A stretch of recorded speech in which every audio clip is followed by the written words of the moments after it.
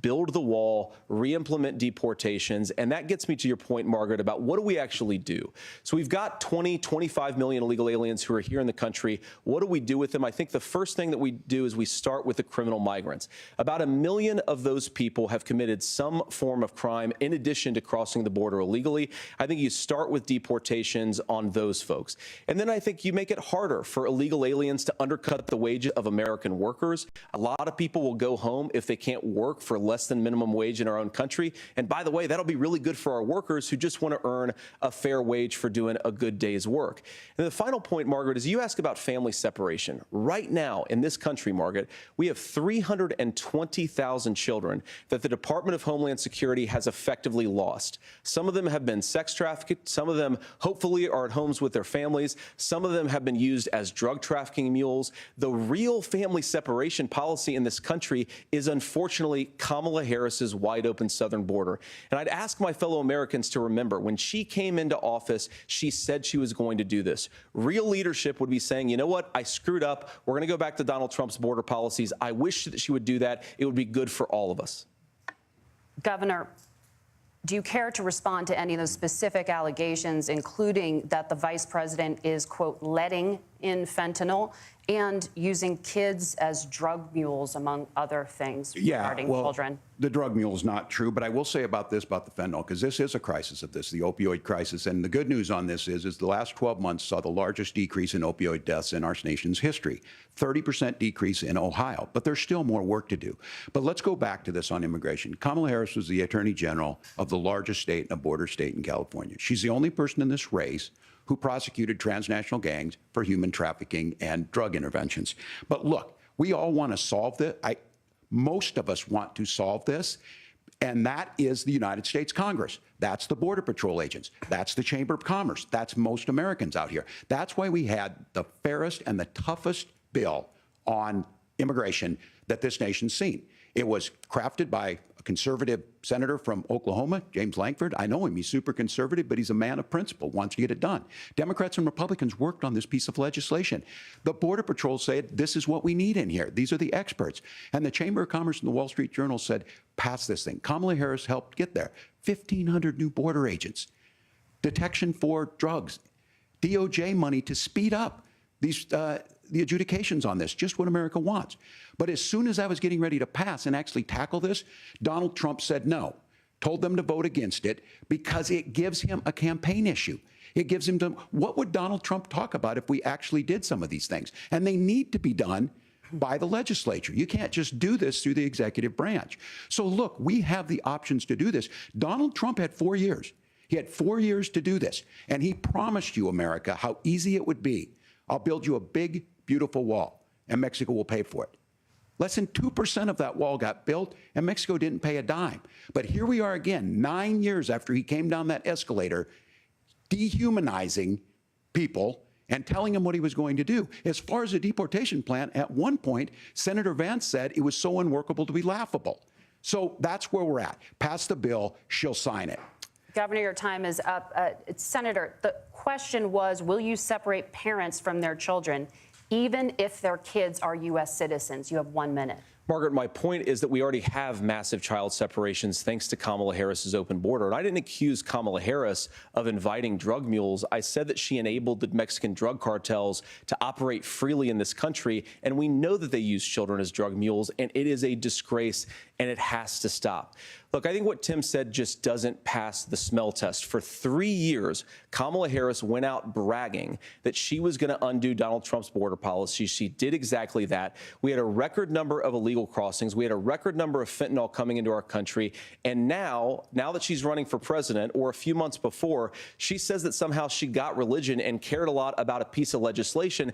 The only thing that she did when she became the vice president, when she became the appointed border czar, was to undo 94 Donald Trump executive actions that opened the border. This problem is leading to massive problems in the United States of America. Parents who can't afford health care, schools that are overwhelmed. It's got to stop, and it will when Donald Trump is president again. Senator, your time is up. Governor, what about our CBS News polling, which does show that a majority of Americans, more than 50%, support mass deportations? Look, we fix this issue with a bill that is necessary. But the issue on this is what happens when you don't want to solve it. You demonize it.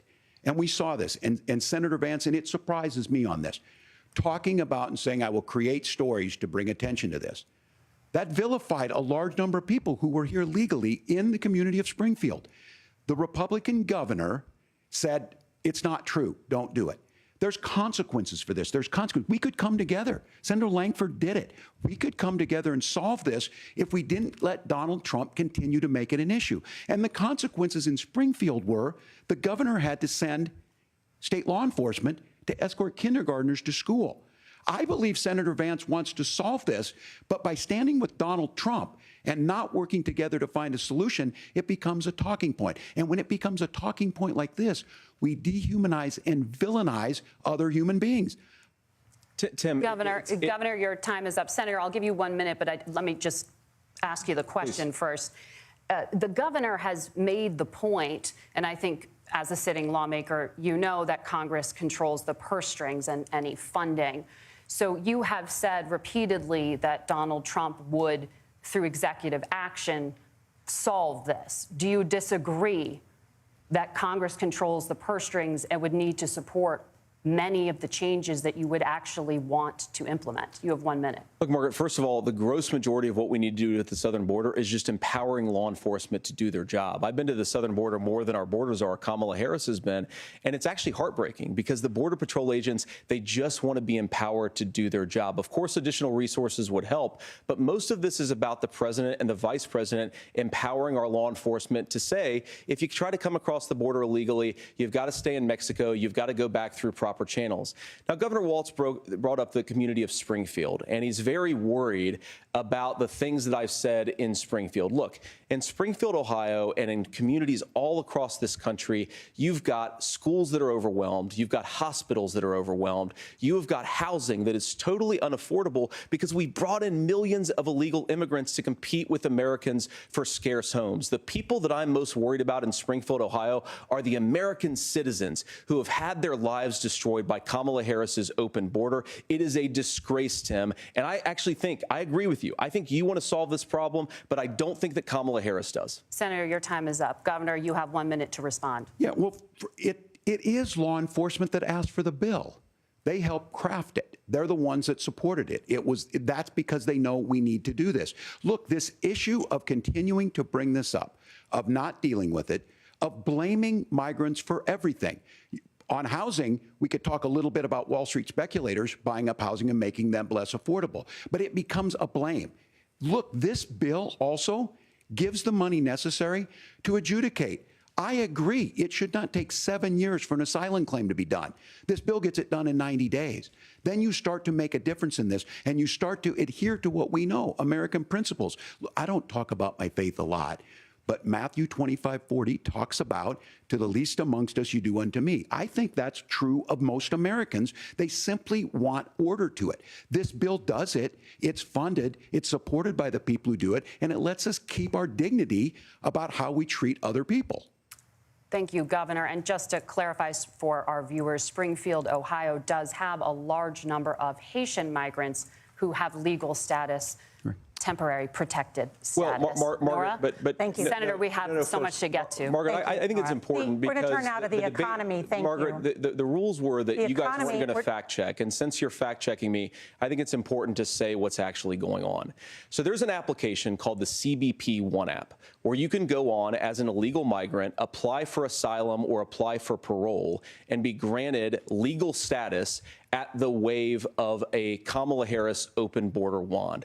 That is not a person coming in, applying for a green card and waiting for 10 years. That is the facilitation of illegal immigration, Margaret, by our own leadership. Thank you, Senator, for describing the legal process. We have so much to get to, Senator. Those laws have been on the books since 1990. Thank you, gentlemen. The CBP One app has not been on the books since 1990. It's something that Kamala Harris created, Margaret. Gentlemen, the audience can't hear you because your mics are cut. We have so much we want to get to. Thank you for explaining the legal process.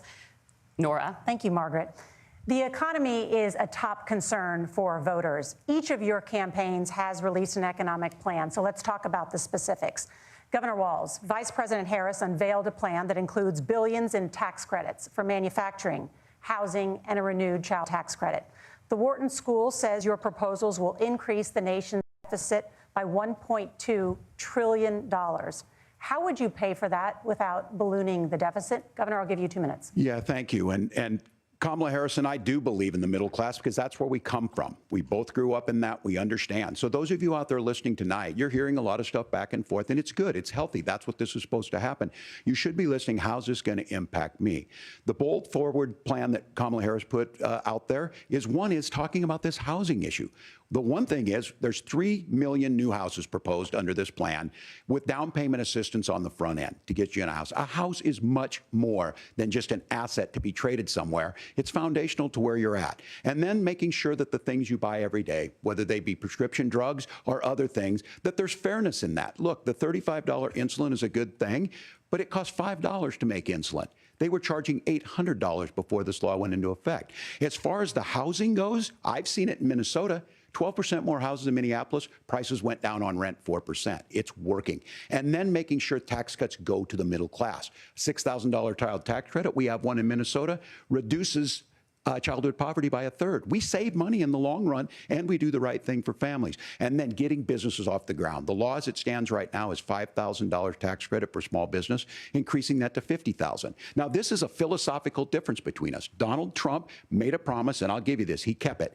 He took folks to Mar-a-Lago, said, you're rich as hell, I'm going to give you a tax cut. He gave the tax cuts that predominantly went to the top class. What happened there was an $8 trillion increase in the national debt, the largest ever. Now he's proposing a 20% consumption or sales tax on everything we bring in. Everyone agrees, including businesses, it would be destabilizing it, it would increase inflation and potentially lead to a recession. Look, this is simple for you. Where are we going? Kamala Harris has said to do the things she wants to do, we'll just ask the wealthiest to pay their fair share. When you do that, our system works best, more people are participating in it, and folks have the things that they need. Senator, I want to give you a moment to respond on that. But similarly, the Wharton School has done an analysis of the Trump plan and says it would increase the nation's deficit by $5.8 trillion. My question is the same for you. How do you pay for all that without ballooning the deficit? I'll give you 2 minutes.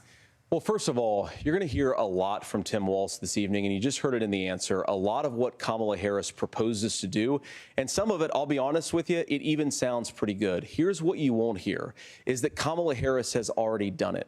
Because she's been the vice president for 3.5 years. She had the opportunity to enact all of these great policies. And what she's actually done instead is drive the cost of food higher by 25%, drive the cost of housing higher by about 60%, open the American southern border and make middle-class life unaffordable for a large number of Americans. If Kamala Harris has such great plans for how to address middle-class problems, then she ought to do them now. Not when asking for a promotion, but in the job the American people gave her 3.5 years ago. And the fact that she isn't tells you a lot about how much you can trust her actual plans. Now, Donald Trump's economic plan is not just a plan, but it's also a record. A lot of those same economists attack Donald Trump's plans, and they have PhDs, but they don't have common sense and they don't have wisdom, because Donald Trump's economic policies delivered the highest take-home pay in a generation in this country, 1.5% inflation, and to boot, peace and security all over the world. So when people say that Donald Trump's economic plan doesn't make sense, I say look at the record. He delivered rising take-home pay for American workers.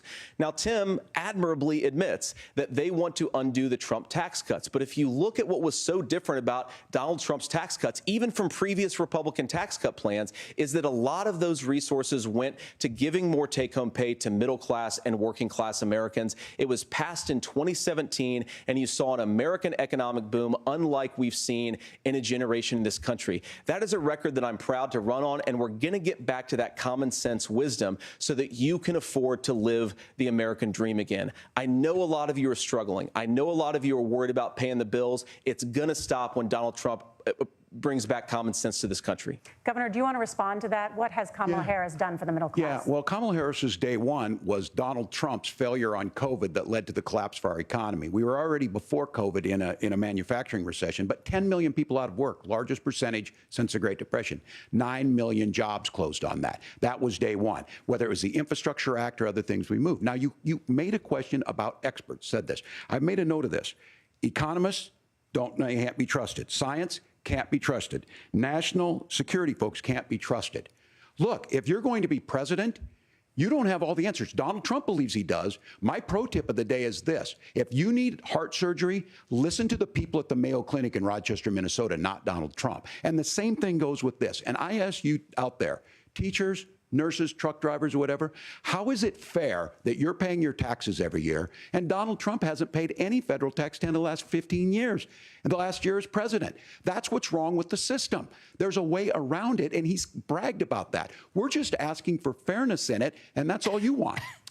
You have a minute. Governor, you say trust the experts. But those same experts for 40 years said that if we shipped our manufacturing base off to China, we'd get cheaper goods. They lied about that. They said if we shipped our industrial base off to other countries, to Mexico and elsewhere, it would make the middle class stronger. They were wrong about that. They were wrong about the idea that if we made America less self-reliant, less productive in our own nation, that it would somehow make us better off, and they were wrong about it. And for the first time in a generation, Donald Trump had the wisdom and the courage to say to that bipartisan consensus, we're not doing it anymore. We're bringing American manufacturing back. We're unleashing American energy. We're going to make more of our own stuff. And this isn't just an economic issue.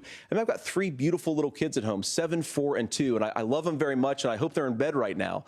But look, so many of the drugs, the pharmaceuticals that we put in the bodies of our children are manufactured by nations that hate us. This has to stop, and we're not going to stop it by listening to experts. We're going to stop it by listening to common sense wisdom, which is what Donald Trump governed on. Senator, your time is up. Governor Walz, can you address that? I mean, voters say they trust Donald Trump on the economy more. Why? Well, if you're listening tonight and you want billionaires to get tax cuts, you heard what the numbers were. Look, I'm a union guy on this. I'm not a guy who wanted to ship things overseas, but I understand that, look, we produce soybeans and corn. We need to have fair trading partners. That's something that we believe in. I think the thing that most concerns me on this is Donald Trump was the guy who created the largest trade deficit in American history with China. So the rhetoric is good. Much of what the senator said right there, I'm in agreement with him on this. I watched it happen too. I watched it to my communities, and we talked about that. But we had people undercutting the right to collectively bargain. We had right to work states made it more difficult. We had companies that were willing to ship it over, and we saw people profit. Folks that are venture capital in some cases, putting money into companies that were overseas. We're in agreement that we bring those home. The issue is Donald Trump is talking about it. Kamala Harris has a record, 250,000 more manufacturing jobs just out of the IRA. May I respond to that? Yes. So appreciate that. So if you notice, what Governor Walz just did is he said, first of all, Donald Trump has to listen to the experts. And then when he acknowledged that the experts screwed up, he said, well, Donald Trump didn't do nearly as good of a job as the statistics show that he did. So what Tim Walz is doing, and I honestly, Tim, I think you got a tough job here, because you've got to play whack-a-mole. You've got to pretend that Donald Trump didn't deliver rising take-home pay, which of course he did. You've got to pretend that Donald Trump didn't deliver lower inflation, which of course he did. And then you've simultaneously got to defend Kamala Harris's atrocious economic record, which has made gas, groceries, and housing unaffordable for American citizens. I was raised by a woman who would sometimes go into medical debt so that she could put food on the table in our household. I know what it's like to not be able to afford the things that you need to afford. We can do so much better. To all of you watching, we can get back to an America that's affordable again. We just got to get back to common sense economic principles. I hope we have a conversation on health care then. Senator, Governor. Please. Thank you. Margaret? We have a lot to get to ahead, gentlemen, on many topics. But right now, I want to talk about personal qualifications. The vice president is often the last voice the president hears before making consequential decisions. We want to ask you about your leadership qualities. Governor Walz, you said you were in Hong Kong during the deadly Tiananmen Square protests in the spring of 1989. But Minnesota Public Radio and other media outlets are reporting that you actually didn't travel to Asia until August of that year. Can you explain that discrepancy? Yeah, well, and to the folks out there who didn't get at the top of this, look, I grew up in small rural Nebraska, town of 400, town that you rode your bike with your buddies till the streetlights come on, and I'm proud of that service. I joined the National Guard at 17, worked on family farms, and then I used the GI Bill to become a teacher, passionate about it, a young teacher. My first year out, I got the opportunity in the summer of '89 to travel to China. 35 years ago, be able to do that. I came back home and then started a program to take young people there. We would take basketball teams, we would take baseball teams, we would take dancers, and we would go back and forth to China. The issue for that was to try and learn. Now, look, my community knows who I am. They saw where I was at. Look, I will be the first to tell you, I have poured my heart into my community. I've tried to do the best I can, but I've not been perfect. And I'm a knucklehead at times, but it's always been about that. Those same people elected me to Congress for 12 years. And in Congress, I was one of the most bipartisan people, working on things like farm bills that we got done, working on veterans benefits. And then the people of Minnesota were able to elect me to governor twice. So look, my commitment has been from the beginning to make sure that I'm there for the people, to make sure that I get this right. I will say more than anything, many times I will talk a lot, I will get caught up in the rhetoric, but being there, the impact it made, the difference it made in my life, I learned a lot about China. I hear the critiques of this. I would make the case that Donald Trump should have come on one of those trips with us. I guarantee you he wouldn't be praising Xi Jinping about COVID, and I guarantee you he wouldn't start a trade war that he ends up losing. So this is about trying to understand the world. It's about trying to do the best you can for your community, and then it's putting yourself out there and letting your folks understand what it is. My commitment, whether it be through teaching, which I was good at, or whether it was being a good soldier or was being a good member of Congress, those are the things that I think are the values that people care about. Governor, just to follow up on that, the question was, can you explain the discrepancy? All I said on this was I got there that summer and misspoke on this. So I will just, that's what I've said. So I was in Hong Kong and China during the democracy protests went in. And from that, I learned a lot of what needed to be in governance. Thank you, Governor. Senator Vance, in 2016, you called your running mate, Donald Trump, unfit for the nation's highest office, and you said he could be America's Hitler. I know you've been asked many times, and you've said you regret those comments and explained you then voted for Donald Trump in 2020. But the Washington Post reported new messages last week in which you also disparaged Trump's economic record while he was president, writing to someone in 2020, quote, Trump thoroughly failed to deliver his economic populism. You're now his running mate, and you've shifted many of your policy stances to align with his. If you become vice president, why should Americans trust that you will give Donald Trump the advice he needs to hear and not just the advice he wants to hear? You have 2 minutes. Well, first of all, Margaret, because I've always been open. And sometimes, of course, I've disagreed with the president, but I've also been extremely open about the fact that I was wrong about Donald Trump. I was wrong, first of all, because I believed some of the media stories that turned out to be dishonest fabrications of his record. But most importantly, Donald Trump delivered for the American people. Rising wages, rising take-home pay, an economy that worked for normal Americans, a secure southern border, a lot of things, frankly, that I didn't think he'd be able to deliver on. And yeah, when you screw up, when you misspeak, when you get something wrong and you change your mind, you ought to be honest with the American people about it. It's one of the reasons, Margaret, why I've done so many interviews is because I think it's important to actually explain to the American people where I come down on the issues and what changed. Now, you pointed out the messages from 2020. Margaret, I've been extremely consistent that I think there were a lot of things that we could have done better in the Trump administration the first round if Congress was doing its job. I strongly believe, and I've been a United States senator, that Congress is not just a high-class debating society. It's not just a forum for senators and congressmen to whine about problems. It's a forum to govern. So there were a lot of things on the border, on tariffs, for example, where I think that we could have done so much more if the Republican Congress and the Democrats in Congress had been a little bit better about how they govern the country. They were so obsessed with impeaching Donald Trump, they couldn't actually govern. And I want to talk about this tariff issue in particular, Margaret, because Tim just accused this of being a national sales tax. Look, the one thing, and you're probably surprised to hear me praising Joe Biden, but the one thing that Joe Biden did is he continued some of the Trump tariffs that protected American manufacturing jobs. And it's the one issue, the most pro-worker part of the Biden administration, it's the one issue where Kamala Harris has run away from Joe Biden's record. Think about this. If you're trying to employ slave laborers in China at $3 a day, you're going to do that and undercut the wages of American workers unless our country stands up for itself and says you're not accessing our markets unless you're paying middle-class Americans a fair wage. Senator, your time is up. Nora? Thank you. Now to the issue of reproductive rights. Governor Walz, after Roe versus Wade was overturned, you signed a bill into law that made Minnesota one of the least restrictive states in the nation when it comes to abortion. Former President Trump said in the last debate that you believe abortion, quote, in the 9th month is absolutely fine.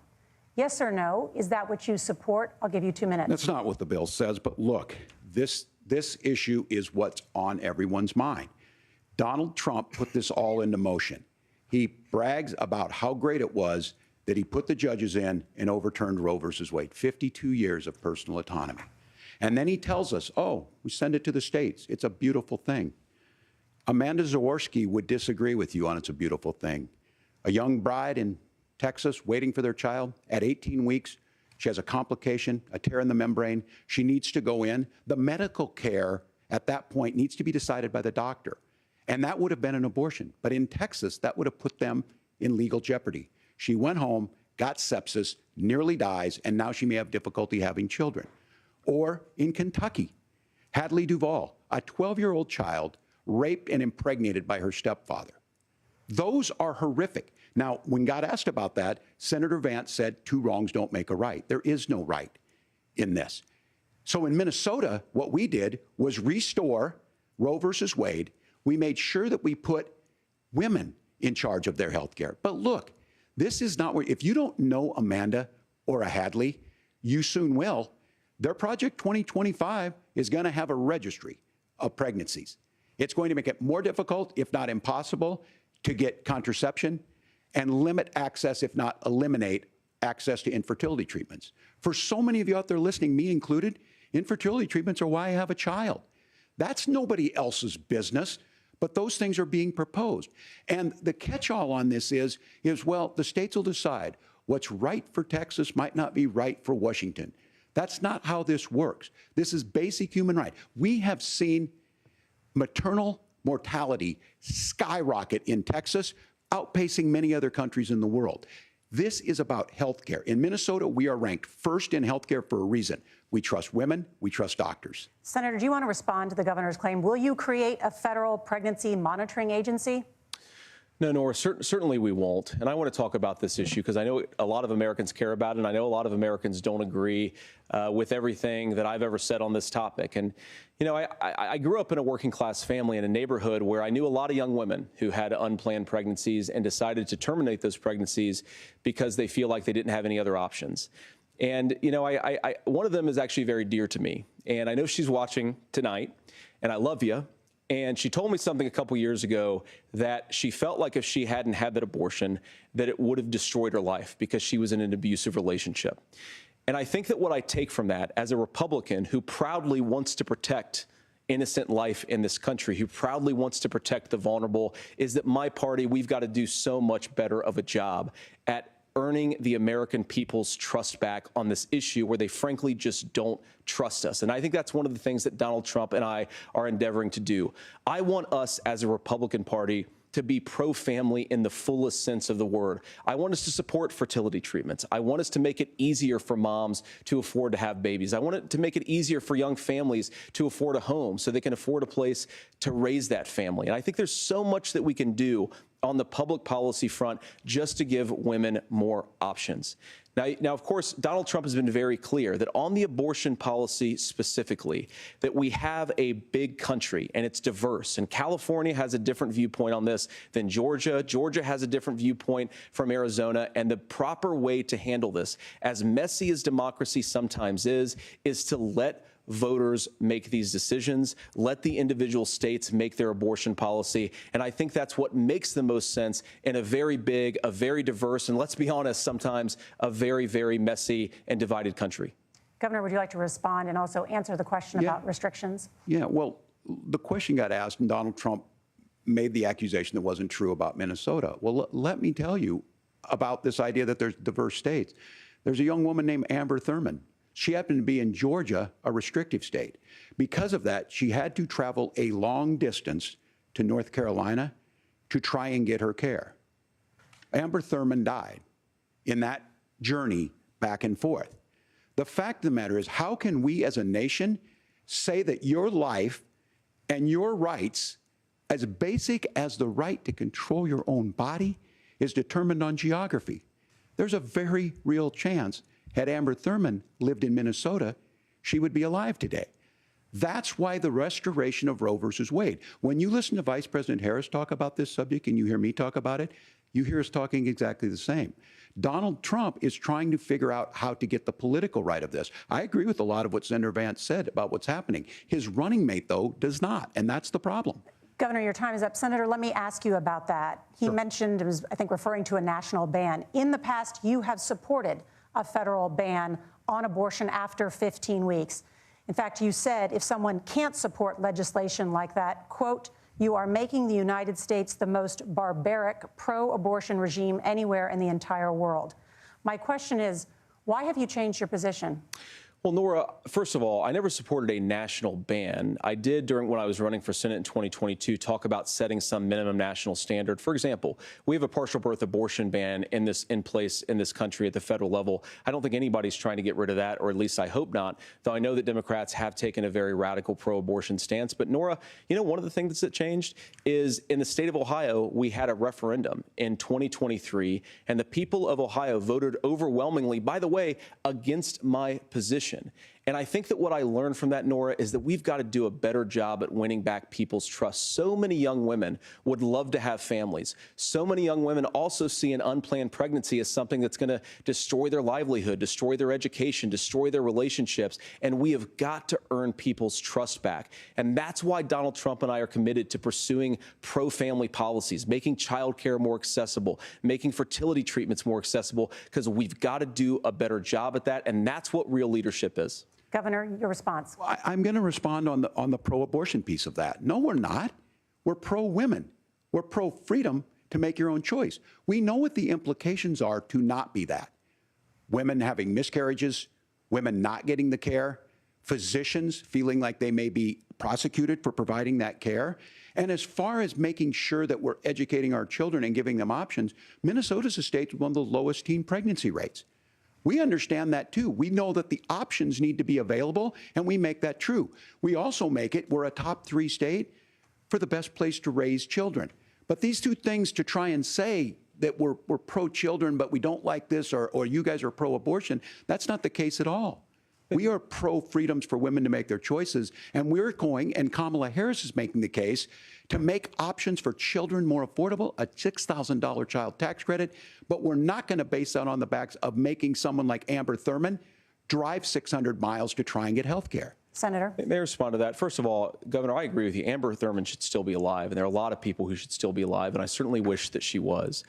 And maybe you're free to disagree with me on this and explain this to me, but as I read the Minnesota law that you signed into law, the statute that you signed into law, it says that a doctor who presides over an abortion where the baby survives, the doctor is under no obligation to provide life-saving care to a baby who survives a botched late-term abortion. That is, I think, whether you're pro-choice or pro-abortion, that is fundamentally barbaric. And that's why I use that word, Nora, is because some of what we've seen, do you want to force Catholic hospitals to perform abortions against their will? Because Kamala Harris has supported suing Catholic nuns to violate their freedom of conscience. We can be a big and diverse country where we respect people's freedom of conscience and make the country more pro-baby and pro-family. But please. Yes, Governor, please respond. Look, this is one where there's always something there. This is a very simple proposition. These are women's decisions to make about their healthcare decisions, and the physicians who know best when they need to do this. Trying to distort the way a law is written to try and make a point, that's not it at all. What was I wrong about, Governor? Please tell me, what was I wrong about? That is not the way the law is written. Look, I've given But how? I've given this advice on a lot of things, that getting involved, getting engaged, that's been misread, and it was fact-checked at the last debate. But the point on this is there's a continuation of these guys to try and tell women or to get involved. I use this line on this, just mind your own business on this. Things worked best when Roe versus Wade was in place. When we do a restoration of Roe, that works best. That doesn't preclude us from increasing funding for children. It doesn't increase us from making sure that once that child's born, like in Minnesota, they get meals, they get early childhood education, they get health care. So hiding behind we're going to do all these other things when you're not proposing them in your budget. Kamala Harris is proposing them. She's proposing all those things to make life easier for families. I asked a specific question, Governor. You gave me a slogan as a response. It's not the case. It's not true. That's not what the law says. So they fact-checked it with President Trump. Gentlemen, there's a lot to discuss. We have to move on, and we're going to be right back with much more of the CBS News vice presidential debate in just a moment. All right, folks. I love it. Let me tell you something. First of all, let me say this. Vance is a good spinner, a very good spinner. But you know what? What Walz is? Authentic, and that is what comes out right away. You go and get that smart salesman, that guy who wants to sell you stuff. That's how Vance sounds, right? But the guy who you believe that you want to take home, that is Mr. Tim Walz. So for those of you that are listening to us carry this program, we're kind of simulcasting it with some of these things online. Let me hear what you think about the debate so far. If you'd like to, this is going to be a 3-minute period. If you want to call in real quick, you can call in real quick and have a little chat, tell folks. Egberto, yeah, JD Vance sounds like a door-to-door. Yeah, that's what he is. He's a door-to-door salesman, a smooth talker, and all that good stuff. But man, Walz really sounds authentic. And you know what's the best part about Walz? He sounds passionate. Like, oh, wow, I care about this stuff. You're just talking. I care about this stuff. So again, smooth talker, but his boss is Donald Trump. Smooth talker, but he's a liar. There's one thing that I wish, when it came to the economic section, I wish they had spoken about, because Donald Trump lied about the way they interpret wages and the way they interpret inflation and so forth. I would have had the position to say, this inflation is on your back, Donald Trump. You crashed the economy. You mishandled. You mishandled COVID, and we had to take care of it. Your corporations that offshored all the products that Donald Trump buys for his companies, he doesn't manufacture it here in the United States. He manufactures it in China. There's a whole lot of things like that that I hoped Donald, that they would have put in his repertoire, because they need to understand. The American people need to understand that what he's talking about is just crap. You know, what he's talking about is just crap. But altogether, I'm enjoying it so far. At first, it started out where you could see that Tim Walz was a little bit nervous. Both of them were actually nervous. You could see that a couple of times. Vance sort of got red-faced, so they were both a little bit, But as it went on, I think Walz got his number, because and I don't know if you guys noticed in the last part when he's trying to say, oh, in Minnesota, you can actually, the doctor, if the baby is aborted and still lives, you can get rid of the baby. When he looked stern, finally stern, and said, no, that is from Trump. Oh, right then and there, you could see Vance sort of went into himself. So anyway, the trans issue is crap. If they touch the trans issue, I'll be extremely upset, because that is a non-issue. That's a right-wing issue that doesn't have a place in our society. They're trying to play that here in Texas also, in the race for senator with Colin Allred and Ted Cruz. They're trying to use, Colin Aldwell want to allow trans. You guys are crazy because you're bringing up that trans issue. But I say, you know what? We'll see what happens. Anyway, we're going to be going back to the debate in a little bit so that we can actually go ahead and mess with it. Keep the chat going. Keep the chat going. Keep the chat going. Let's see. By the way, I don't think I introduced everybody. Michael Rutten, Lee Grant, Shakula hairstylist, E2247, Lee Grant. Welcome here. Okay, let's get back to it. Presidential debate. We want to turn now to America's gun violence epidemic. The leading cause of death for children and teens in America is by firearms. Senator Vance, you oppose most gun legislation that Democrats claim would curb gun violence. You oppose red flag gun laws and legislation to ban certain semi-automatic rifles, including AR-15s. So let me ask you, earlier this year, for the first time, the parents of a school shooter were convicted of involuntary manslaughter and sentenced to 10 years in prison. Do you think holding parents responsible could curb mass shootings? I'll give you 2 minutes. Yeah, well, Nora, on that particular case, I don't know the full details, but I certainly trust local law enforcement and local authorities to make those decisions. I think in some cases the answer is going to be yes, and in some cases the answer is going to be no. And the details really matter here, of course. For example, if a kid steals a gun, that's going to be different than if a parent hands over a gun knowing that their kid is potentially dangerous. But look, I want to just sort of speak as a father of 3 beautiful little kids, and our oldest is now in 2nd grade. And like a lot of parents, we send our kids to school with such hope and such joy and such pride at their little faces on the first day of school. And we know, unfortunately, that a lot of kids are going to experience this terrible epidemic of gun violence. And of course, our hearts go out to the families that are affected by this terrible stuff. And we do have to do better. And I think that Governor Walz and I actually probably agree that we need to do better on this. The question is just, how do we actually do it? Now, here's something that really bothers me and worries me about this epidemic of violence. The gross majority, close to 90% in some of the statistics I've seen, of the gun violence in this country is committed with illegally obtained firearms. And while we're on that topic, we know that thanks to Kamala Harris's open border, we've seen a massive influx in the number of illegal guns run by the Mexican drug cartel. So that number, the amount of illegal guns in our country is higher today than it was 3.5 years ago. But what do we do about the schools? What do we do to protect our kids? And I think the answer is, and I say this not loving the answer, because I don't want my kids to go to school in a school that feels unsafe or where there are visible signs of security. But I unfortunately think that we have to increase security in our schools. We have to make the doors lock better. We have to make the doors stronger. We've got to make the windows stronger. And of course, we've got to increase school resource officers, because the idea that we can magically wave a wand and take guns out of the hands of bad guys, it just doesn't fit with recent experience. So we've got to make our schools safer. And I think we've got to have some common sense bipartisan solutions for how to do that. Governor, you have 2 minutes.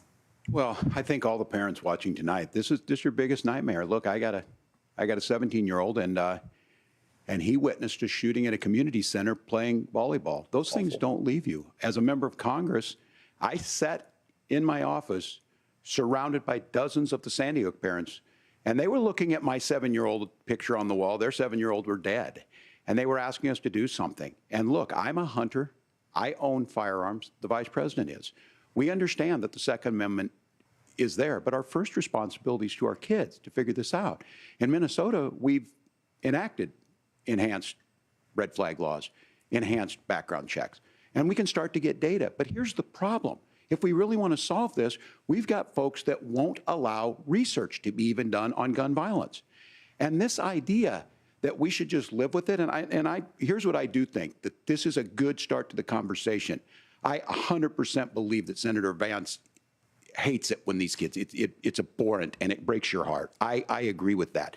But that's not far enough when we know there are things that worked. I've spent time in Finland and seen some Finnish schools. They don't have this happen, even though they have a high gun ownership rate in the country. There are reasonable things that we can do to make a difference. It's not infringing on your Second Amendment. And the idea to have some of these weapons out there, it just doesn't make any sense. Kamala Harris, as an attorney general, worked on this issue. She knows that it's there. No one's trying to scaremonger and say we're taking your guns, but I ask all of you out there, do you want your schools hardened to look like a fort? Is that what we have to go? When we know there's countries around the world that their children aren't practicing these types of drills. They're being kids. We owe it to them to get a fix. These are things that shouldn't be that difficult. You can still keep your firearms, and we can make a difference. We have to. If you're listening tonight, this breaks your heart. Senator. Tim, first of all, I didn't know that your 17-year-old witnessed a shooting. I'm sorry about that, and I hope that he's doing okay. Christ have mercy. It is awful. And I appreciate what Tim said, actually, about Finland, because I do think it illustrates some of the frankly, weird differences between our own country's gun violence problem and Finland. Okay, first of all, we have way higher rates of mental health abuse, or mental health substance abuse. We have way higher rates of depression, way higher rates of anxiety. We unfortunately have a mental health crisis in this country that I really do think that we need to get to the root causes of, because I don't think it's the whole reason why we have such a bad gun violence problem, but I do think it's a big piece of it. Another driver of the gun violence epidemic, especially that affecting our kids, it doesn't earn as many headlines, but is the terrible gun violence problem in a lot of our big cities. And this is why we have to empower law enforcement to arrest the bad guys, put them away, and take gun offenders off the streets. I think there's a whole host of things that we can do here, but I do think at our schools we've got to talk about more security. Senator, thank you. Governor, you previously opposed an assault weapons ban, but only later in your political career did you change your position. Why? Yeah, I sat in that office with those Sandy Hook parents. I've become friends with school shooters. I've seen it. Look, the NRA, I was an NRA guy for a long time. They used to teach gun safety. I'm of an age where my shotgun was in my car so I could pheasant hunt after football practice. That's not where we live today. And several things I want to mention on this is talking about cities and where it's at. The number one where the most firearm deaths happen in Minnesota are rural suicides. And we have an epidemic of children getting guns and shooting themselves. And so we have, and we should look at all of the issues. Making sure folks have health care and all that, but I want to be very careful. This idea of stigmatizing mental health, just because you have a mental health issue doesn't mean you're violent. And I think what we end up doing is we start looking for a scapegoat. Sometimes it just is the guns. It's just the guns, and there are things that you can do about it. But I do think that this is one, and I think this is a healthy conversation. I think there's a capacity to find solutions on this that work, protect Second Amendment, protect our children. That's our priority. Gentlemen, thank you. Margaret? Thank you, Nora. Let's turn now to the top contributor to inflation, the high cost of housing and rent. There's a shortage of more than 4 million homes in the United States, and that contributes to the high housing prices. Governor Walz, the Harris campaign promises a $25,000 down payment assistance for first-time home buyers and a $10,000 tax credit. They also promise to build 3 million new homes. Where are you building these homes, and won't handing out that kind of money just drive up prices higher? No, it's not handing out. We have, first, let me say this issue of housing, and I think those of you listening on this, the problem we've had is that we've got a lot of folks that see housing as another commodity. It can be bought up, it can be shifted, it can be moved around. Those are not folks living in those houses. Those of you listening tonight, that house is a big deal. I bought and owned one house in my life. My mom still lives in the house where I was. And when I think of a house, I'm thinking of Christmas services after midnight mass where you go with your family. We need to make it more affordable. And one of the things, as I said, this program that the Vice President is pushing forward and bringing a new way of approaching this is something we're doing in Minnesota from that lead. We in the state invested in making sure our housing was the biggest investment that we'd ever made in housing.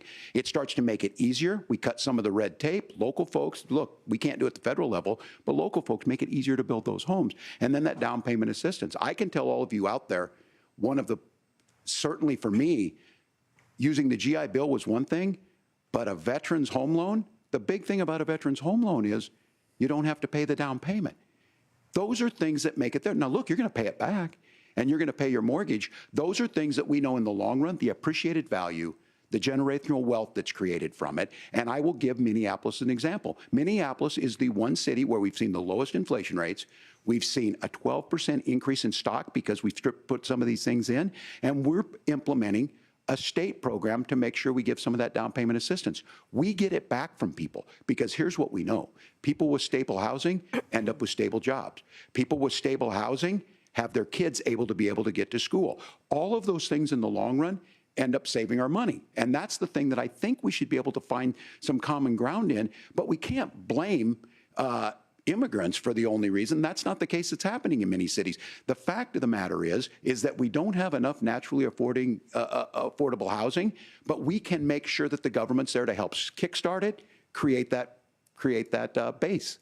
Governor, your time is up. Senator Vance, as far as your campaign's position, the promise is to seize federal lands to build homes, remove regulation, provide tax breaks, and cut back on immigration, which you say pushes up prices.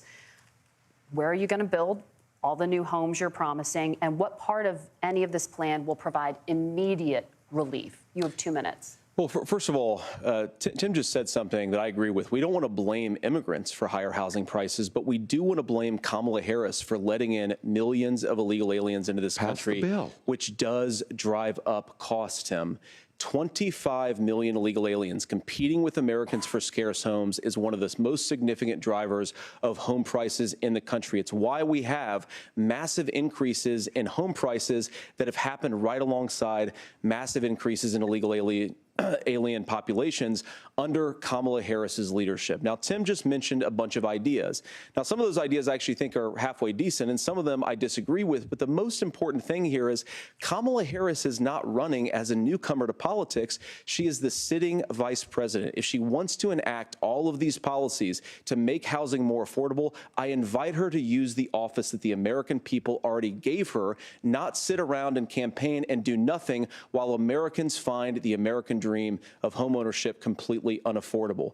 Now, you asked, Margaret, what would immediately change the equation for American citizens?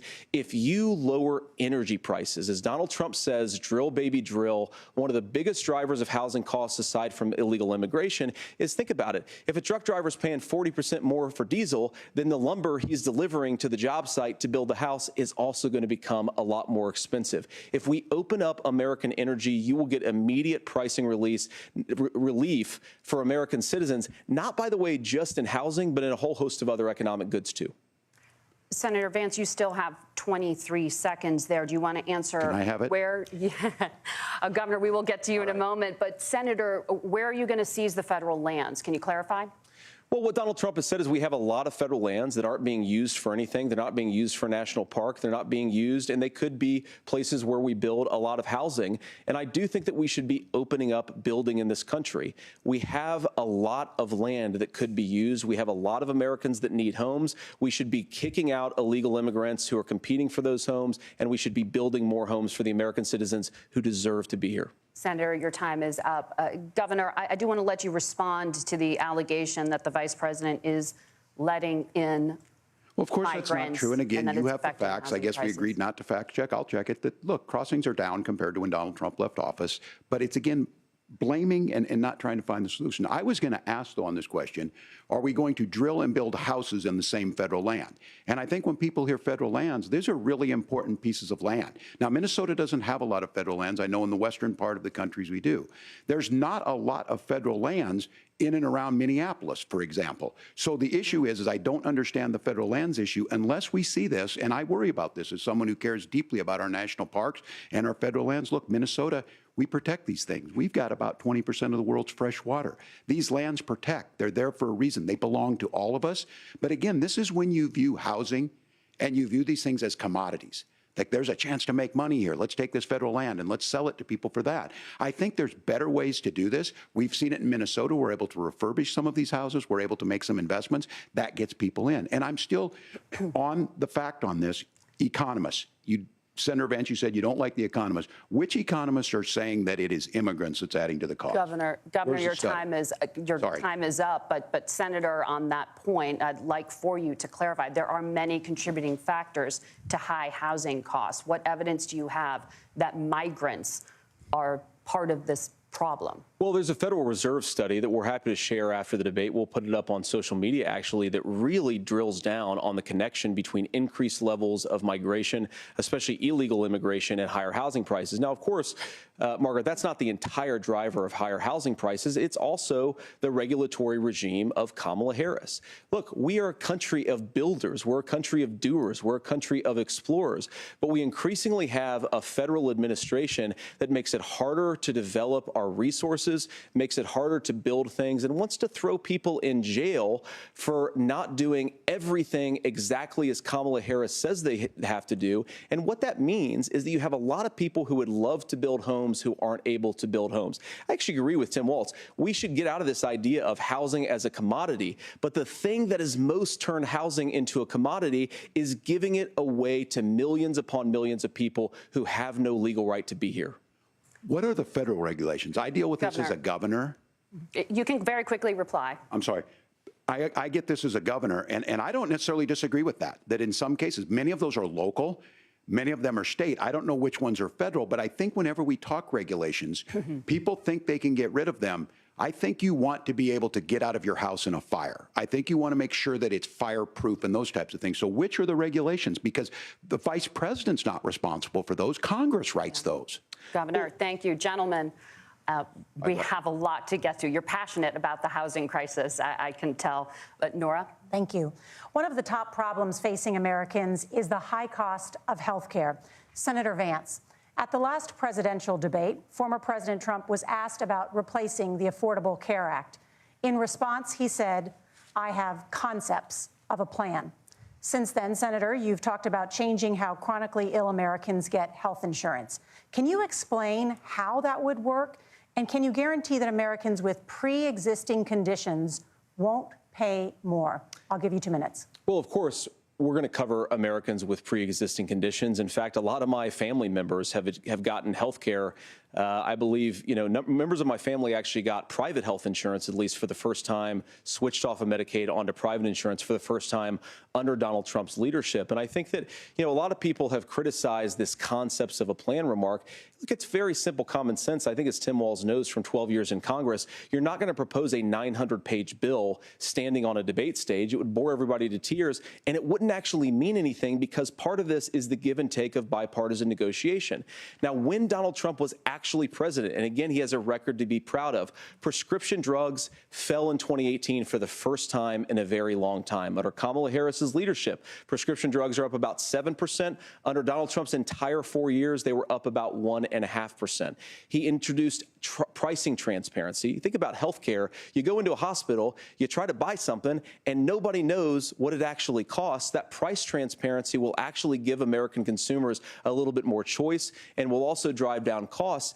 And we talked about, the reinsurance regulations is what I was talking about. Look, Donald Trump has said that if we allow states to experiment a little bit on how to cover both the chronically ill but the non-chronically ill, it's not just a plan. He actually implemented some of these regulations when he was president of the United States. And I think you can make a really good argument that it salvaged Obamacare, which was doing disastrously until Donald Trump came along.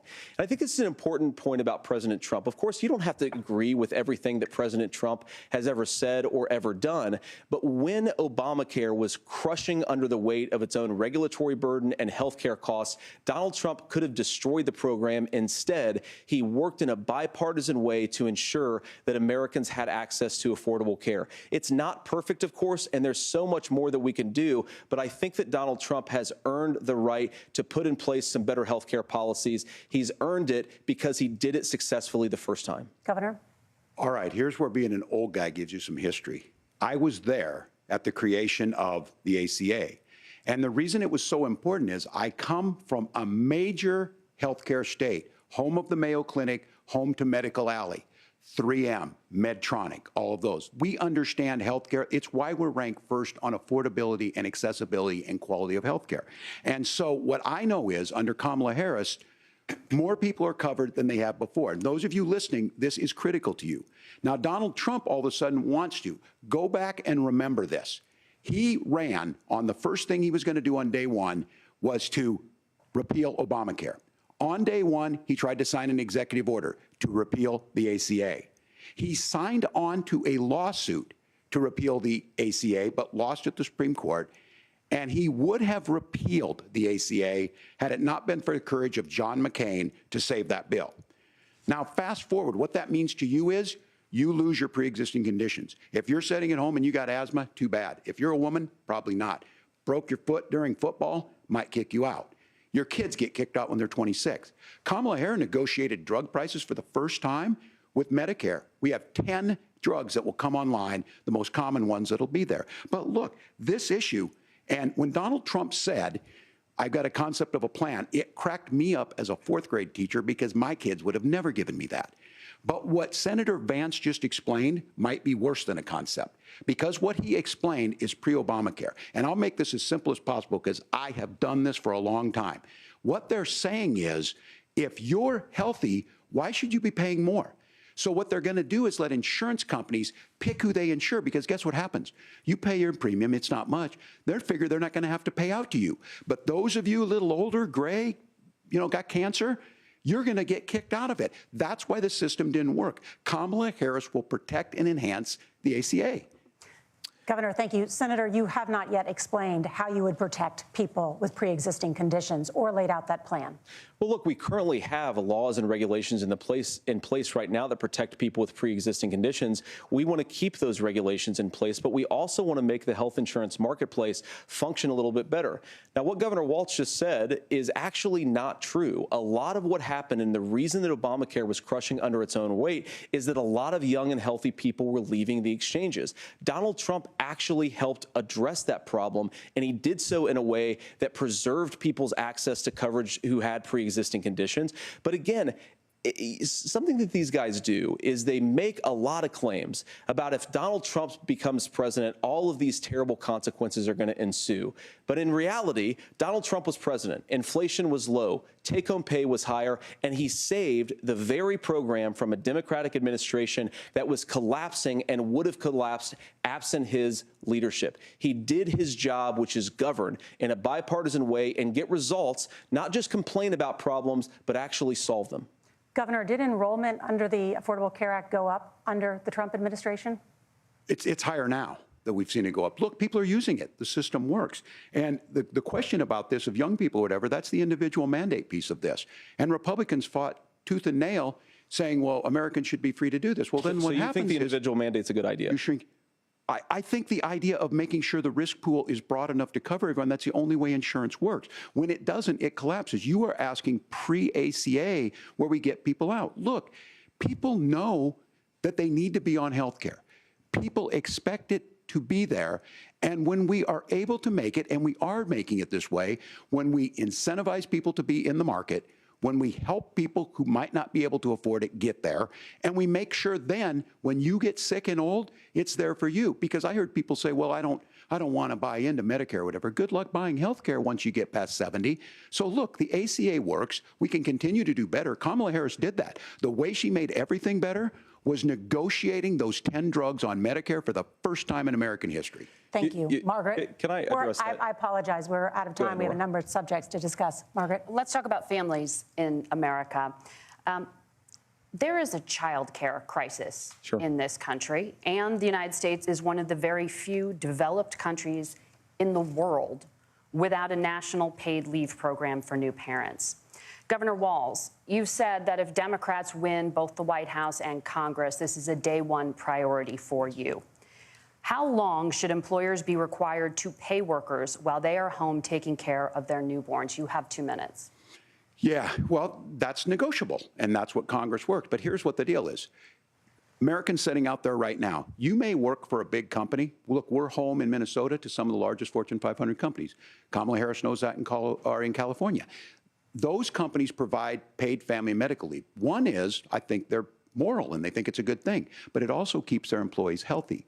We in Minnesota passed a paid family and medical leave. You have a child, and I had to go back to work 5 days after my kids were born. This allows you to stay home a certain amount of time. What we know is that gets the child off to a better start, the family works better, we stay in their employers, we get more consistency in that. So Kamala Harris has made it a priority. We implemented it in Minnesota and we see growth. That's how you become a pro-business state. But the negotiations on it, and here's the issue, those big companies are able to offer it.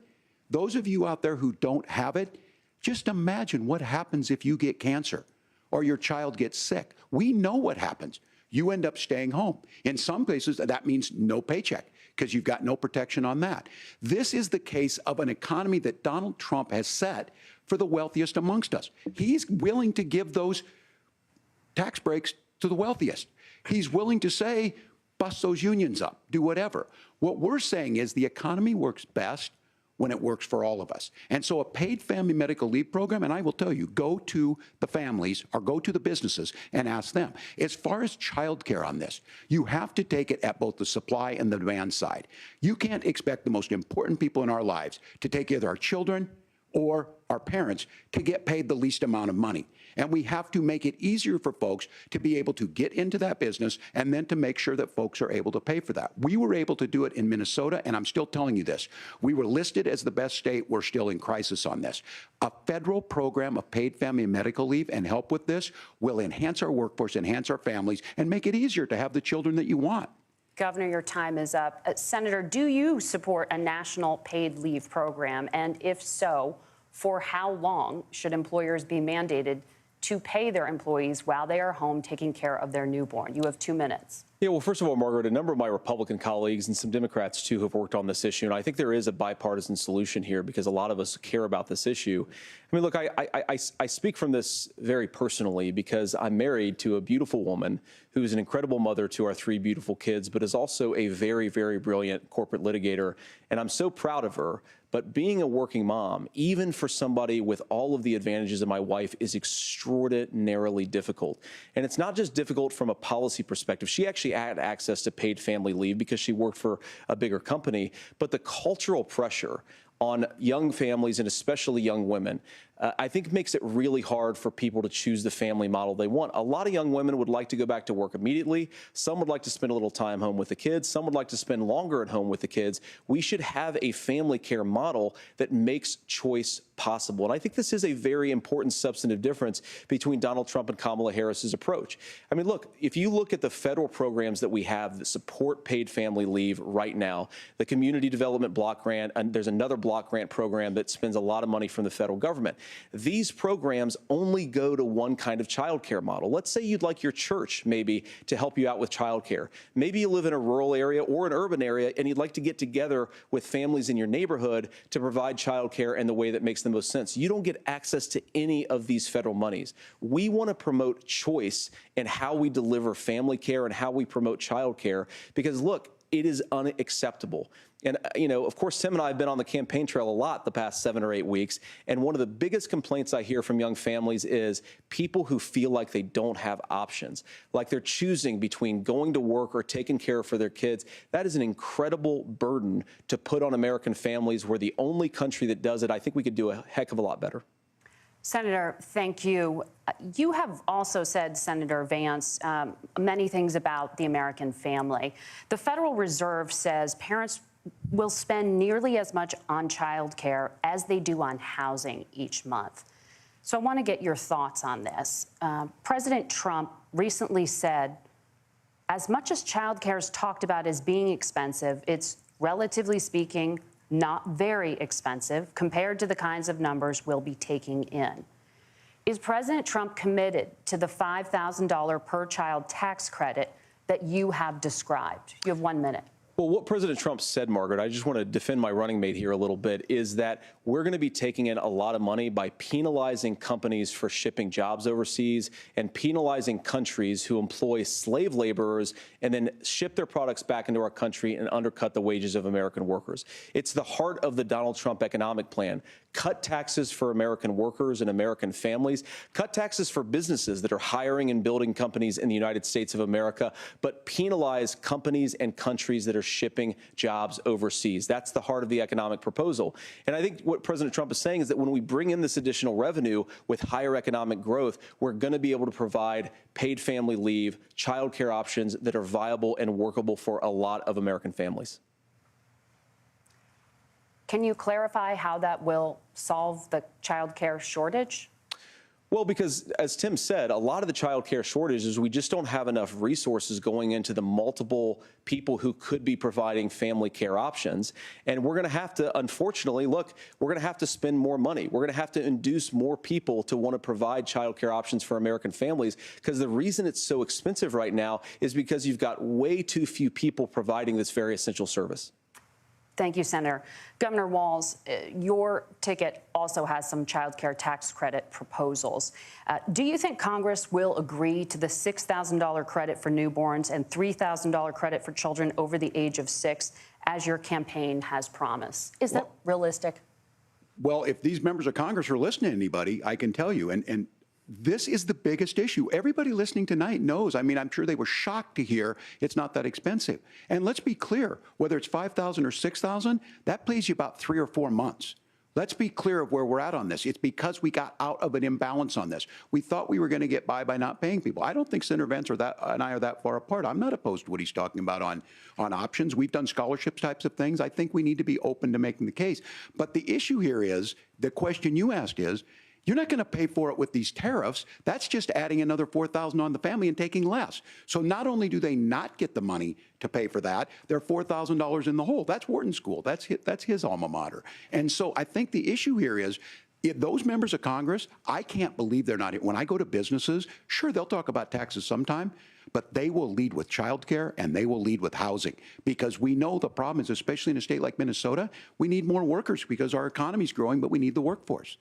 Governor, thank you. We need to move on. Nora? Let's talk about the state of democracy, the top issue for Americans after the economy and inflation. After the 2020 election, President Trump's campaign and others filed 62 lawsuits contesting the results. Judges, including those appointed by President Trump and other Republican presidents, looked at the evidence and said there was no widespread fraud. The governors of every state in the nation, Republicans and Democrats, certified the 2020 election results and sent a legal slate of electors to Congress for January 6th. Senator Vance, you have said you would not have certified the last presidential election and would have asked the states to submit alternative electors. That has been called unconstitutional and illegal. Would you again seek to challenge this year's election results, even if every governor certifies the results? I'll give you 2 minutes. Well, Nora, first of all, I think that we're focused on the future. We need to figure out how to solve the inflation crisis caused by Kamala Harris's policies, make housing affordable, make groceries affordable, and that's what we're focused on. But I want to answer your question because you did ask it.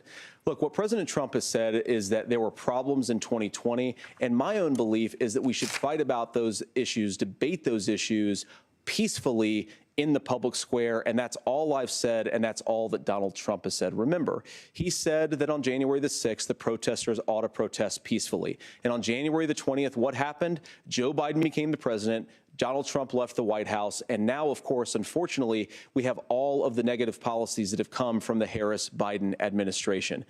I believe that we actually do have a threat to democracy in this country, but unfortunately, it's not the threat to democracy that Kamala Harris and Tim Walz want to talk about. It is the threat of censorship. It's Americans casting aside lifelong friendships because of disagreements over politics. It's big technology companies silencing their fellow citizens. And it's Kamala Harris saying that rather than debate and persuade her fellow Americans, she'd like to censor people who engage in misinformation. I think that is a much bigger threat to democracy than anything that we've seen in this country in the last 4 years, in the last 40 years. Now, I'm really proud, especially given that I was raised by 2 lifelong blue-collar Democrats, to have the endorsement of Bobby Kennedy Jr. and Tulsi Gabbard, lifelong leaders in the Democratic coalition. And of course, they don't agree with me and Donald Trump on every issue. We don't have to agree on every issue, but we're united behind a basic American First Amendment principle that we ought to debate our differences. We ought to argue about them. We ought to try to persuade our fellow Americans. Kamala Harris is engaged in censorship at an industrial scale. She did it during COVID. She's done it over a number of other issues. And that, to me, is a much bigger threat to democracy than what Donald Trump said when he said that protesters should peacefully protest on January the 6th. Governor? Well, I've enjoyed tonight's debate, and I think there was a lot of commonality here. And I'm sympathetic to misspeaking on things, and I think I might have with the senator. Me too, man. There's one though that this one is troubling to me, and I say that because I think we need to tell the story. Donald Trump refused to acknowledge this. And the fact is that I don't think we can be the frog in the pot and let the boiling water go up. He was very clear. I mean, he lost this election, and he said he didn't.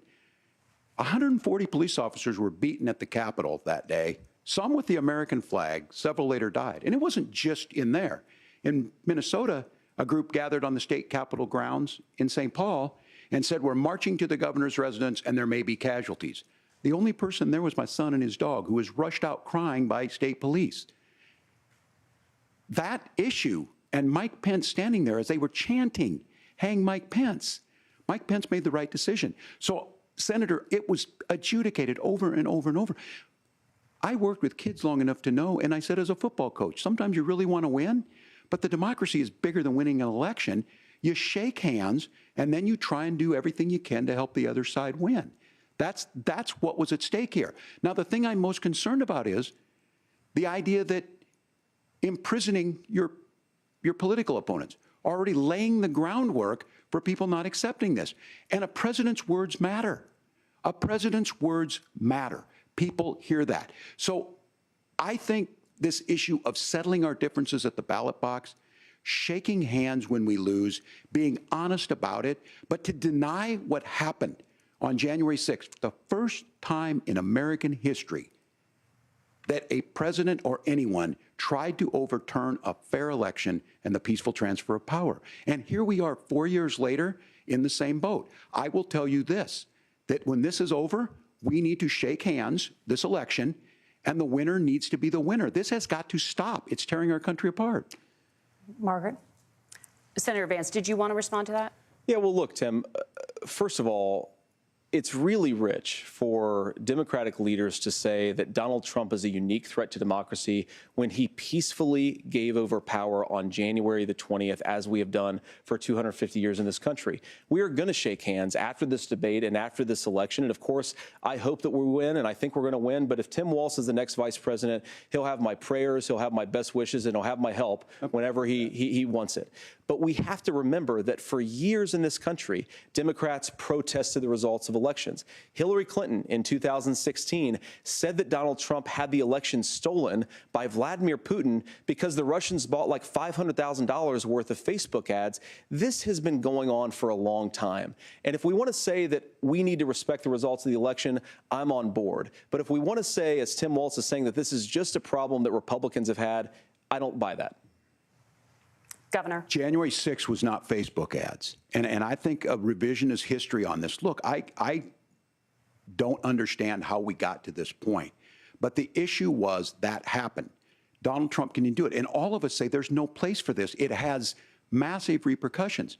This idea that there's censorship to stop people from threatening to kill someone, threatening to do something, that's not censorship. Censorship is book banning. We've seen that. We've seen that brought up. I just think for everyone tonight, and I'm going to thank Senator Vance, I think this is the conversation they want to hear. And I think there's a lot of agreement, but this is one that we are miles apart on. This was a threat to our democracy in a way that we had not seen. And it manifested itself because of Donald Trump's inability to say. He is still saying he didn't lose the election. I would just ask that. Did he lose the 2020 election? Tim, I'm focused on the future. Did Kamala Harris censor Americans from speaking their mind in the wake of the 2020 COVID situation? That is a damning non-answer. It's a damning non-answer for you to not talk about censorship. Obviously, Donald Trump and I think that there were problems in 2020. We've talked about it. I'm happy to talk about it further. But you guys attack us for not believing in democracy. The most sacred right under the United States democracy is the First Amendment.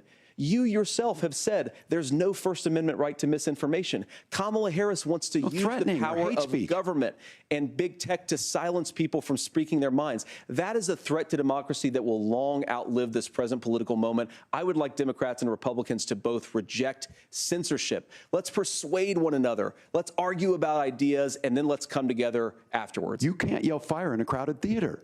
That's the test. That's the Supreme Court test. Tim, fire in a crowded theater. You guys wanted to kick people off of Facebook for saying that toddlers shouldn't wear masks. Senator, the governor does have the floor. Fire in a crowded theater.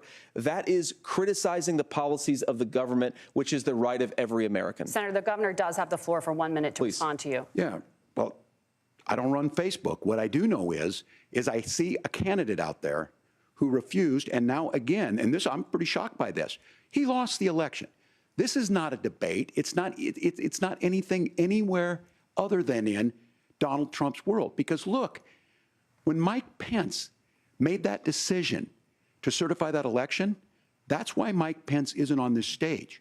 What I'm concerned about is Where is the firewall with Donald Trump? Where is the firewall if he knows he could do anything, including taking an election, and his vice president's not going to stand to it? That's what we're asking you, America. Will you stand up? Will you keep your oath of office, even if the president doesn't? And I think Kamala Harris would agree. She wouldn't have picked me if she didn't think I would do that, because of course that's what we would do. So, America, I think you've got a really clear choice on this election of who's going to honor that democracy and who's going to honor Donald Trump. Governor, your time is up. Thank you, gentlemen. We will be right back with both of our candidates. The CBS News vice presidential debate continues. I love that passion that I just saw from Tim Walz. That, I think, that sealed the deals. That seals the deal. I know a lot of us wanted him to call out some more, but I think what he doesn't want to do is lower his what you call it, numbers. Wow, that was good.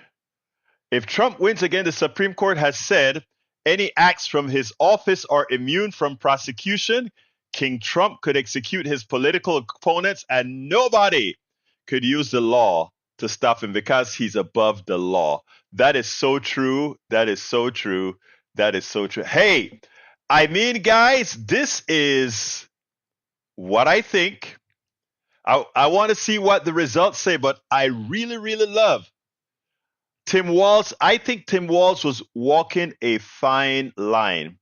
He doesn't want to come out like the bulldog, and he allows Vance to hang himself. Did you see that end?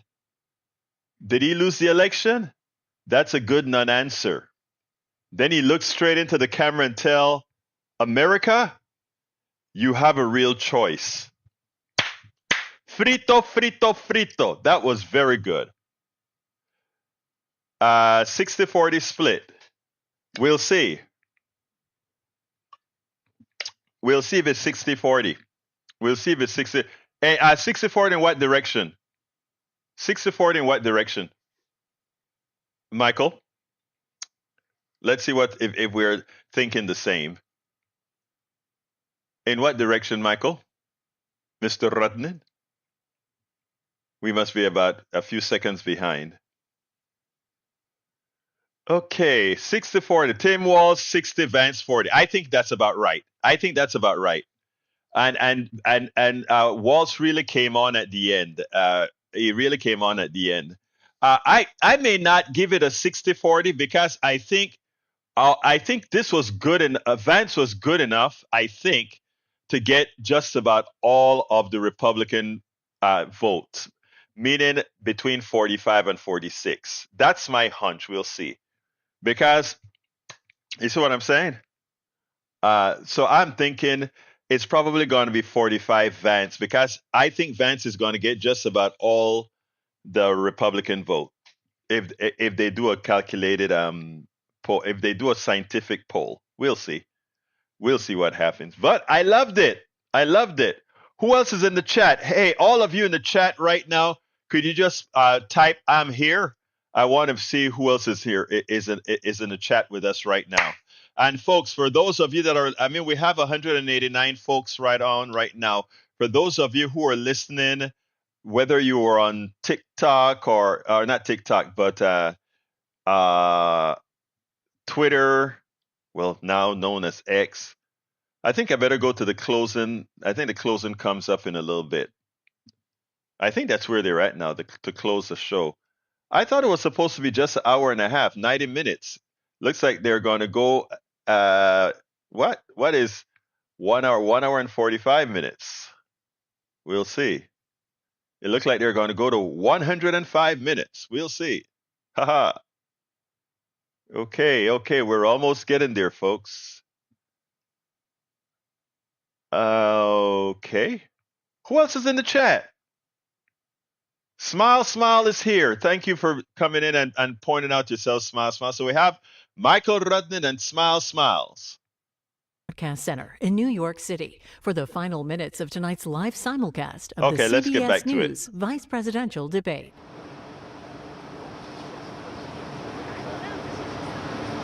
Yvette, all right.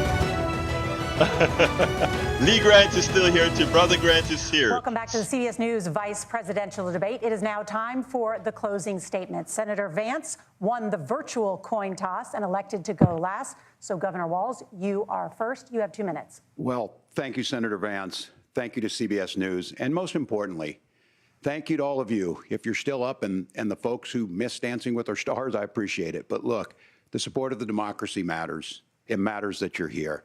And I'm as surprised as anybody of this coalition that Kamala Harris has built, from Bernie Sanders to Dick Cheney to Taylor Swift, and a whole bunch of folks in between there. And they don't all agree on everything, but they are truly optimistic people. They believe in a positive future of this country and one where our politics can be better than it is. And I have to tell you, that better than it is the sense of optimism that there can be an opportunity economy that works for everyone, not just to get by, but to get ahead. And the idea that freedom really means something. Not the freedom of government to be in your bedroom or exam room, but the freedom for you to make choices about yourself.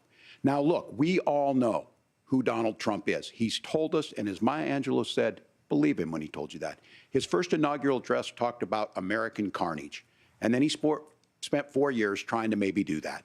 Senator Vance tonight made it clear he will stand with Donald Trump's agenda. He will continue to push down that road. Excuse me. Kamala Harris gives us a different option. Now, I'll have to tell you, I'm going to be careful about the quotes, but there's one that Senator Vance said that does resonate with me. He said, Donald Trump makes the people I care about afraid. A lot of America feels that way. We don't need to be afraid. Franklin Roosevelt was right. All we have to fear is fear itself. Kamala Harris is bringing us a new way forward. She's bringing us a politics of joy. She's bringing real solutions for the middle class, and she's centering you at the heart of that. All the while asking everyone, join this movement, make your voices heard. Let's look for a new day where everybody gets that opportunity and everybody gets a chance to thrive. I humbly ask for your vote on November 5th for Kamala Harris. Governor Walz, thank you. Senator Vance, your closing statement. Well, I want to thank Governor Walz, you folks at CBS, and of course the American people for tuning in this evening. And one of the issues we didn't talk about was energy. And I remember when I was being raised by my grandmother, when she didn't have enough money to turn on the heat some nights because Ohio gets pretty cold at night and because money was often very tight. And I believe, as a person who wants to be your next vice president, that we are a rich and prosperous enough country where every American, whether they're rich or poor, ought to be able to turn on their heat in the middle of a cold winter night. That's gotten more difficult thanks to Kamala Harris's energy policies. I believe that whether you're rich or poor, you ought to be able to afford a nice meal for your family. That's gotten harder because of Kamala Harris's policies. I believe that whether you're rich or poor, you ought to be able to afford to buy a house. You ought to be able to live in safe neighborhoods. You ought to not have your communities flooded with fentanyl. And that, too, has gotten harder with because of Kamala Harris's policies. Now, I've been in politics long enough to do what Kamala Harris does when she stands before the American people and says that on day one, she's going to work on all these challenges I just listed. She's been the vice president for 3.5 years. Day one was 1,400 days ago, and her policies have made these problems worse. Now, I believe that we have the most beautiful country in the world. I meet people on the campaign trail who can't afford food, but have the grace and generosity to ask me how I'm doing and to tell me they're praying for my family. What that has taught me is that we have the greatest country, the most beautiful country, the most incredible people anywhere in the world. But they're not going to be able to achieve their full dreams with the broken leadership that we have in Washington. They're not going to be able to live their American dream if we do the same thing that we've been doing for the last 3.5 years. We need change. We need a new direction. We need a president who has already done this once before and did it well. Please vote for Donald Trump. And whether you vote for me or vote for Tim Walz, I just want to say I'm so proud to be doing this, and I'm rooting for you. God bless you, and good night.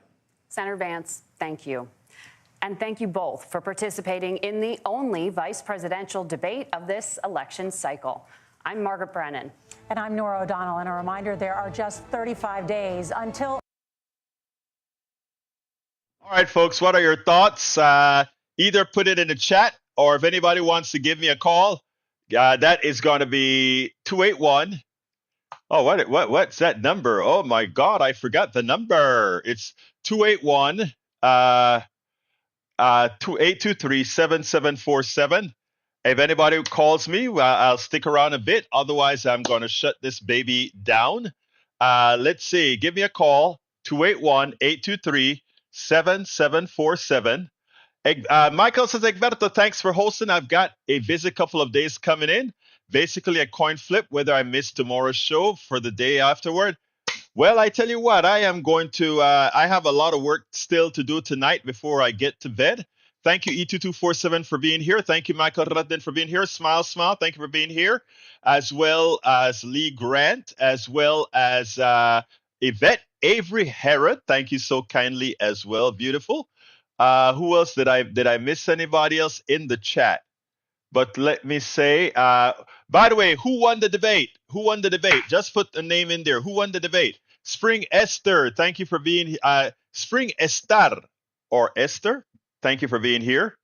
From X, great to see you here, my dear beautiful Spring. Anybody else want to go ahead and give me a call? 281-823-7747. 774. Yvette says, thanks. Walz, of course. Of course, Walz won the debate. We knew that, Yvette. Let's see what else. Let's see. How many people are watching on X? 181 on X. Okay, great. Split decision, no winner. E2247 says. Walz won, says smile, smiles. Anybody else? Who won? Who won? Who won? Come on, folks. Give me the winner. We've got 3 people so far. Give me the winner. Give me the winner. All right. All right, folks, I'm going to hold on for 1 more minute. If no calls come in, I'm going to say and wish goodbye. 281-823-7747. One more time. 281-823-7747. What's your thoughts? I'll be here. I'll be closing her down in 30 seconds if I don't hear from you. 281-823-7747. Anyway, folks, thank you for listening and come in here with me at Politics Done Right. Don't forget, the first show tomorrow is at 6 a.m. Central Time. And the second show is at 3 p.m. Central Time. So till then, I want to thank everybody for being here. Love you guys. And this is going to be Politics Done Right. See ya mañana.